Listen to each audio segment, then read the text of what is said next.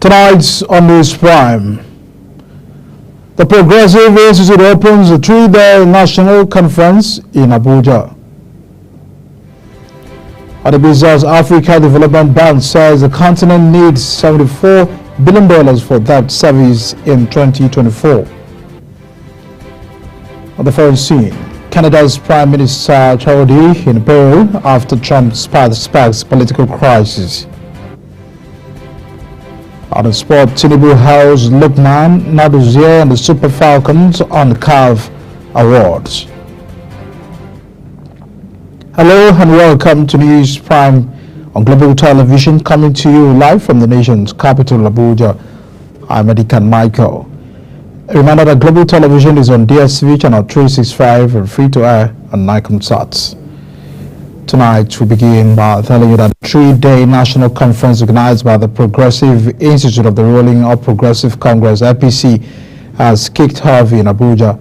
The party's national chairman, Dr. Abdullahi Ganduje, emphasized the imperative of empowering the nation's youth for opportunities created by the government. At the conference, similarly, Your Excellency, we have also discussed with the management of the institute about the urgent need to initiate the process of organizing a national discourse on the development of the progressive ideology. This will be preceded by a party-wide consultations in order to ensure inclusiveness and ownership in keeping with the directive of Mr. President on this very important issue.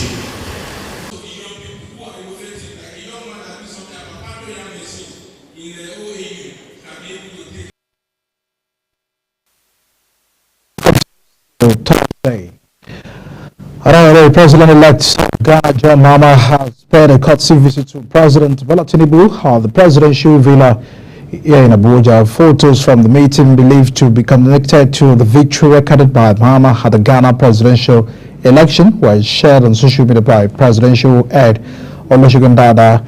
Mahama, who ruled Ghana between 2012 to 2017, won the election by defeating his main opponent, Vice President Mahamudu Bawumia. Mahama will be sworn in as the 6th democratically elected president of the West African country on January 7. And in another development, President Tinubu has urged the media to support his administration's proposed tax reforms. The president, represented by the Minister of Information and National Orientation, Mohammed Idris, at the 2024 Nigerian Media Merit Award in Lagos, described the media as a critical step towards building enduring national wealth and prosperity for all Nigerians. He said while opinions may differ on the details of the proposed tax reforms, there is a national consensus and need for a complete overhaul of the current tax system. President Tinubu has appointed the international development expert Aisha Gerber as a new executive secretary of the Universal Basic Education Commission. A statement by the special advisor to the president on information and strategy, Bayo Onanuga, described Gerber as a seasoned education specialist with over 24 years of experience in designing and implementing impactful education programs across Nigeria and beyond. Tinubu expressed confidence that Gabriel's appointment would drive the administration's vision of providing quality basic education and ensuring Nigerian children are equipped to compete on the global scale. On agriculture, the federal government has approved 30 billion naira for the nation's 30 universities of agriculture to immediately commence mechanized farming. The Minister of Education, Dr. Tunji Alausa, discloses in Abuja while declaring open a retreat organized by the Ministry of Education for the pro-chancellors of federal universities. The announcement came with a directive for specialized universities to focus strictly on their core mandate and cease offering programs unrelated to their original purpose. The National Assembly has been urged to use its oversight functions to protect Nigerians from extortion by the electricity distribution companies, also called VSCAs. Our convener of Africa Anti-Slavery Coalition, Tony Mausha, has also called on the Assembly to organize a public hearing in Lagos to address the exploitation of the consumer through the fraudulent billing practices and the mismanagement of the prepaid metering system. The coalition decried the abuse of prepaid metering system, which was originally designed to ensure consumers pay only for what they use. Instead, it has become a tool for intolerable extortion by VSCAs. The group, however, welcomed the Senate's recent acknowledgement that the 2013 privatization of the power sector was a failure and called for comprehensive review.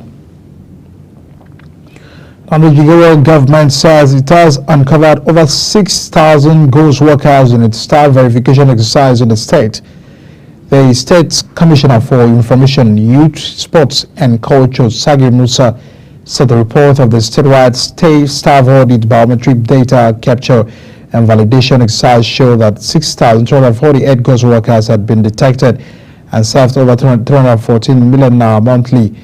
Musa noted that the State Executive Council had studied the report and approved the establishment of the Continuous Capture Center at the Office of the Head of Civil Service. Edo State Governor Monday Babalo has disclosed and dissolved all commissions in the State Public Service with immediate effect. Secretary to the Edo State Government, Omar Ikole, made the announcement confirming that the dissolution affected several key bodies, including the Edo State Independent Electoral Commission, the House of Assembly Service Commission, the Civil Service Commission, Edo State Oil and Gas Producing Areas Development Commission, Edo State Forestry Commission, Edo State Audit Service Commission, and the Judicial Service Commission. Ikolo instructed that all chairmen and members of the dissolved commissions are to hand over any government property in their possession to the most senior public officer within their respective commissions. And now back to the National Assembly, as the House of Representatives has resolved to invite the Chief of Defense Staff, the Chief of Army Staff, the Commanding Officer of the 147th Battalion over an alleged unlawful arrest and detention of a community leader in Nasarawa State. Maso Soro moved the motion during the plenary, explaining that the community leader Bello Badijo had on December 9, 2024 been arrested in Malaya Town, Nasarawa State by officers of this 147th Battalion of the Nigerian Army with no prior invitation or court injunction. 1 week after, Badijo is yet to be arraigned, which, according to Soro, signifies an unlawful act by the Nigerian Army and a violation of the fundamental human right as provided in Section 34, 35, and 36 of the 1999 Nigerian Constitution as amended. Gender-based violence has been one of the most common social problems in Nigeria, affecting mostly women and girls across ethnic, religious, and social boundaries. Global TV correspondent Sharon Major spoke to members of the public on how gender-based violence affects society. Globally, gender-based violence has predominantly been associated with women and girls, which often overshadows the experiences of men who are also victims of gender-based violence. I don't think it's restricted to just to women, but I think for the women it's more common. It's on a higher percentage than what, compared to men. Okay. But we live in a society where, a woman can hit you, but a man can't really hit back. So if a man is to find himself in such a situation where he's being abused by his partner and he can't really hit back or speak out, that has a long-term effect on men. I think more effort should be made towards educating people on such happenings. Yeah. Okay, sure. Thank you. That was amazing. That's all. That was good. Not that men doesn't go. There is, because I know some men went through like, if you go to all these some big famous schools, you see some lecturers that want to have affair with fellow men. You get, so there is space in higher institution. You can see it in workplace. Okay. You get, but inside of women is more. But it's so obvious in the side of women, but men, it's not that obvious. You can hardly detect that of men, but it's happened. Just 20% out of it. While some offenders have been locally prosecuted, women have urged that the government look into a working law to incarcerate offenders for a period of time. I don't feel they're actually being persecuted to serve as a deterrent to others. So for me, I don't feel it is the way we talk about this thing. I don't feel we are giving so much energy to it to persecute. Once someone is arrested, before you know, the person will be released. So the person has not passed through the persecution. So I think that they should persecute them very well so that the level of the crime will reduce in Nigeria. It is essential to acknowledge that gender-based violence affects individuals of all genders, and that both gender recognition and support are crucial in addressing the issue. Sharon Ajay, reporting for Global TV News. Many thanks to Sharon Ajay. Now the Nigeria Customs Service has followed the effort of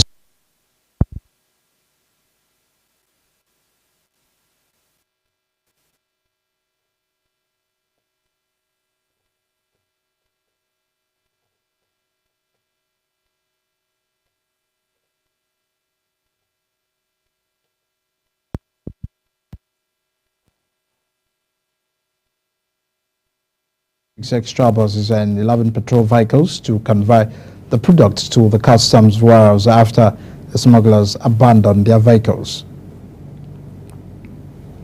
The Delta State Court sitting in Ibusa sentenced 3 men to death by hanging for the murder of Obi Edward Okazo Olofo III and the traditional ruler of Obolo Kingdom, who was killed 9 years ago.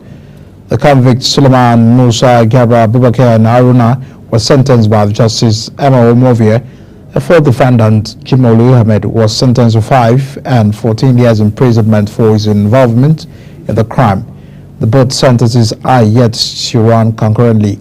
Obiofolo was abducted by gunmen along the Obolo-Oku-Obio Road in January 2016 and was later killed by his captors. You're watching News Prime, your global television, coming to you live from the nation's capital, Abuja.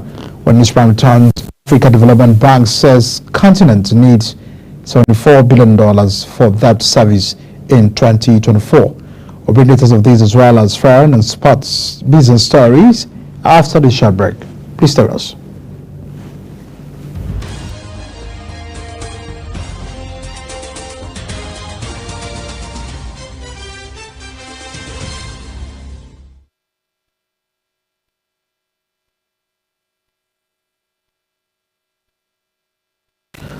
Welcome back and many thanks for staying with us on Out of Business News tonight. As part of efforts to address critical developmental challenges in Nigeria, the World Bank is set to decide on 3 major loan projects for Nigeria in 2025, totaling $1.65 billion. The loans currently in the pipeline will focus on internally displaced persons, education and nutrition enhancement.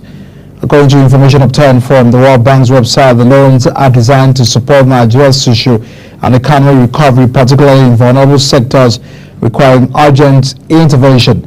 The first project, titled Solutions for the Internally Displaced and Host Communities Project, has a commitment amount of $300 million and is scheduled for approval on April 8, 2025. The federal government has approved 30 billion naira for the nation's 30 universities of agriculture to immediately commence mechanized farming. The announcement came with a directive for specialized universities to focus strictly on their core mandate are cease offering programs unrelated to the original purpose. The Minister of Education, Dr. Tunji Alausa, discloses in Abuja while declaring open a retreat organized by the Ministry of Education for pro-chancellors of federal universities. Alausa emphasized the importance of universities of agriculture owning and operating mechanized farming systems. Now the Senate has moved to initiate steps to restore Nigeria's monetary sovereignty by outlawing the use of foreign currencies for payment and transactions within the country. The proposed legislation aims at ensuring that all payments, including salaries and transactions, are conducted in naira, and it seeks to eliminate the discriminatory practices and strengthen the confidence in the local currency, including making it mandatory for export to be paid for in naira. Senator Nwoko said the widespread use of foreign currencies in Nigeria's financial systems undermines the value of the naira, perpetuating economic challenges. He described the use of the dollar, the pound sterling, and other foreign currencies for domestic transactions as a colonial relic that continues to hinder Nigeria's economic independence. Prof. Kelvin Orama, Chief Economist and Vice President of Economic Governance and Knowledge Management of African Development Bank, says African countries will require $74 billion in 2024 to service their debt obligations. Orama made this known during the launch of the Debt Management Forum for Africa and his inaugural policy dialogue held in Abuja. Alleging the gravity of Africa's debt burden, Orama explained that $74 billion debt service requirement for the 2024 marks a significant rise from $17 billion in 2010. Of this amount, $40 billion is owed to private creditors, representing 54% of the total debt service. Nigeria's inflation rose to 34.60% in November 2024, reflecting a 0.72% increase from the October's rate of 33.88%. This came as Nigerians expressed optimism that the level of inflation across the country will escalate in the next 6 months. This was one of the outcomes of the Inflation Expectation Survey report for November, published by the Statistics Department of the Economic Policy Directorate of the Central Bank of Nigeria. The rise in inflation is largely driven by food price increases, which continue to place a strain on Nigerian households. Minister of Power Debayo Delawu revealed that the Federal Executive Council approved a sum of 262.75 billion naira for the first phase of the Presidential Power Initiative. After the meeting, Abuja said that approval follows the 80% completion of the project's pilot phase. The project involves the engineering, procurement, construction, and financing of 330 to 132 kV and 132 to 100 in Onitsha, Abeokuta, and Sokoto states. And now to inform tonight, Russia's parliament has approved a bill that could pave the way for Moscow to lift its designation of the Taliban as a banned terrorist organization.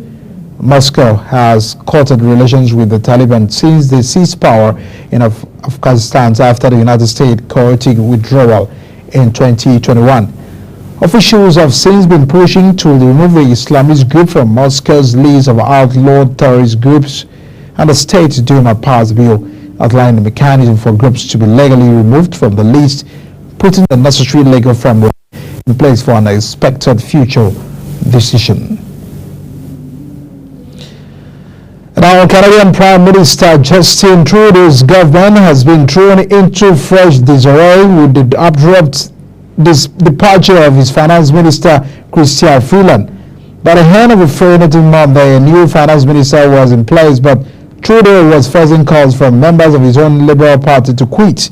Without directly referring to the news, the Prime Minister told party donors at the event in Ottawa that it's obviously been an eventful day. It has not been an easy day. Citing the resignation letter published on the day she was due to deliver an economic statement, Freeland cited disagreement with a long-time ally on how to respond to the threat of tariffs from Donald Trump. And our head of Russia's radiation, chemical and biological protection troops died in an explosion in Moscow and was accused by the West over seeing the use of the chemical weapons on the battlefield in Ukraine. In Russia, it was viewed as a tireless patriot fighting for the truth and exposing the Western crimes. And now Tom Cruise has been awarded U.S. Navy's highest civilian honor for outstanding contribution to the military with his screen roles. The Cruise lead role in 1986 smash hit to a Top Gun shot, even to celebrity status of the film's record-breaking success at a speaker on the military enlistment. The Distinguished Public Service Award was presented to Cruise during a ceremony at the Longcross Film Studio in the Chelsea, Surrey. And now moving to sport, Chelsea forward Mikel has failed the doping test. The Premier League club made this known at a report stated that the Ukraine international has been provisionally suspended. The Blues said they were notified by the Football Federation of an adverse finding in a urine sample provided by the 23-year-old winger. Issued a statement via his Instagram account confirming categorically that he has never knowingly used any banned substances. But Mikel and the club will now work with relevant authorities to establish what has caused the adverse finding. Our President Tinubu has congratulated Super Eagles forward Ademola Lookman on winning the 2024 CAF Men's African Footballer of the Year. The President also congratulated the Super Falcons goalkeeper Chemaka Naduze for clinching the CAF Women's Goalkeeper of the Year award and the Super Falcons for being named the Women's National Team of the Year. The awards were announced Monday night at the Palais de Congrès in Morocco. According to the statement signed by the Special Advisor on Information and Strategy, Bayo Onanuga, Tinubu described their athletes as worthy ambassadors for showcasing their talent and bringing honor to the country on the continental and the world stage. And as we wrap up the news prime, let's take a look at our major stories. President Tinubu has appointed the international development expert Aisha Garba as the new Executive Secretary of the Universal Basic Education Commission. And in business, Professor Kevin Rama, Chief Economist and the Vice President of Economic Governance and Knowledge Management at the African Development Bank, says African countries will require $34 billion in 2024 to service their debt obligations. And the rise of the top news, and that's a package on the News Prime coming to you live from the nation's capital, Abuja. A quick reminder, the Global Television is on DSTV channel 365 and Star Times channel 276, free to air on MyComSat. You can watch the rest of the news and catch other updates at Global TV NG. On behalf of the entire production team, we thank you for joining us on News Prime. My name is Adikat Michael. Thanks for watching and see you again.